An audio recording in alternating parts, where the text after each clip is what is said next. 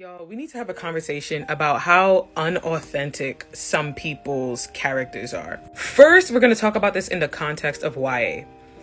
The way some people write teenage characters feels too adult for me. And I'm not even talking about that in the context of the overly sexualization of teenagers. That's a whole nother topic that I'm not even going to talk about right now. So when a teenager comes across a conflict, right, there is absolutely no way they're going to make the mature choice every single time. And for people that critique books on like, oh, I just feel like this character makes a lot of immature yeah, because they're a teenager.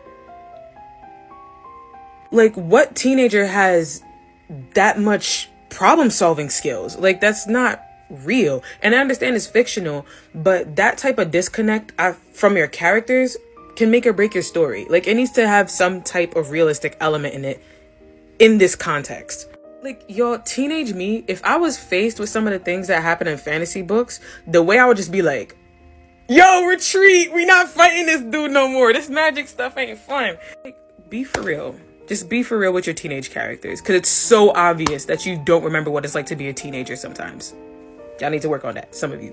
Next thing, sibling relationships. Y'all, as somebody who has siblings, you can tell when an author does not have siblings. And I understand, like, having siblings be affectionate with each other and, like, showing that they love each other, because I think we should normalize that more often. However, sometimes the sibling relationships come off a little incesty. So, for example, when I write siblings, there's a lot of moments where they argue, because you all siblings argue all the time. We argue for fun. Arguing is our love language sometimes, right? It's not always the case, but more often than not, it is. Siblings make fun of each other. Siblings don't take things seriously 70% of the time. But you can also have like those endearing type elements with like things like hugging. Hugging could be very platonic, right?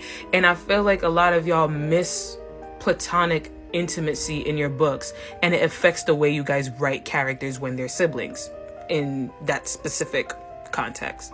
So for example, there's this one scene I wrote with two of my characters where the older brother, now that he's taller than his sister, he's able to put his chin on top of her head.